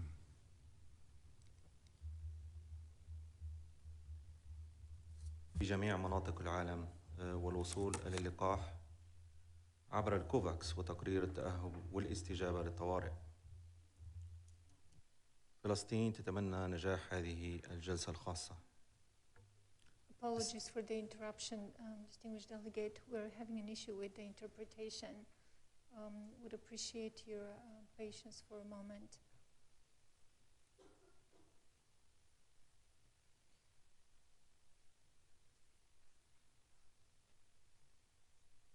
I think next time we have to prepare our statements in English or in other language other than Arabic. Apologies. We're in a brand new room and we're all trying to do our very best. I very much appreciate your understanding and patience. As soon as I receive thumbs up from my colleagues, we can proceed. Yes, you can. There's a small technical issue. If the gentleman prefers to speak in Arab, I think that has been solved and he could proceed in his mother tongue if he prefers. I prefer my mother tongue, please. Please proceed, distinguished delegate, and apologies again for the interruption. شكرا سيدة نائبة. Thank you, Madam Vice Chair. Your Excellencies, Director General of WHO, welcome to you all. I'd like to extend my gratitude to WHO and the Working Group of Member States for an excellent report on the preparedness and response to health emergencies. We hope that this second special session of the World Health Assembly will be crowned with success.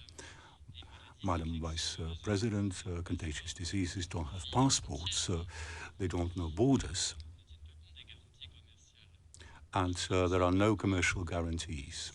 It would seem to me that health is much more important than any other of our actions. In fact, a majority of the inhabitants of our planet are still awaiting the arrival of vaccines as well as other countermeasures. That is still a hot topic for debate all around the world. We can see once again a very wide gap between the rich and the poor.